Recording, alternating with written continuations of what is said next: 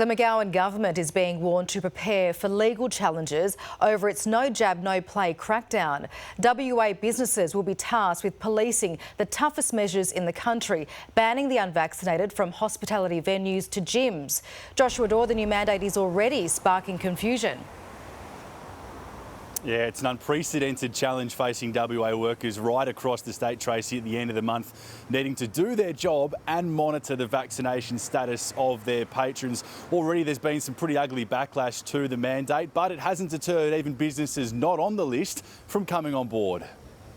Fleur Bourne is taking matters into her own hands. We're close contact with our clients, so I see that as a high risk. Proof of vaccination is now required at her Mosman Park salon to keep customers safe. Pre and post cancer, vulnerable, elderly, my staff and obviously my clientele, wanting to protect everyone the best way I can. For a hairdresser not covered by the new mandate, it's a choice.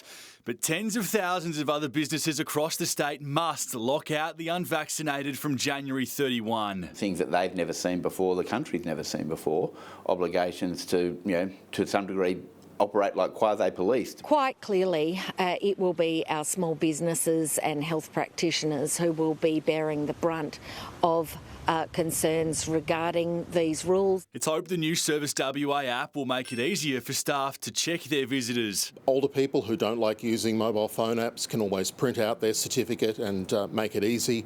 I think there's a range of ways in which this can work. But with the Premier hinting these powers will be in place for years, lawyer Stephen Brown predicts a rise in court challenges. I think as we see people put out of place and made difficulties and it starts to cost them money, people will start to look at these are unprecedented laws. So when things are done for the first time, there's always someone out there that will test it. While the unvaccinated will be allowed to get takeaway at hospitality venues, they'll be banned from making purchases at bottle shops, even in the drive-through. That's one of the issues that's been put to us, and that's something we're going to go back to government with and see if there's any sort of wiggle room, if you want to call it that.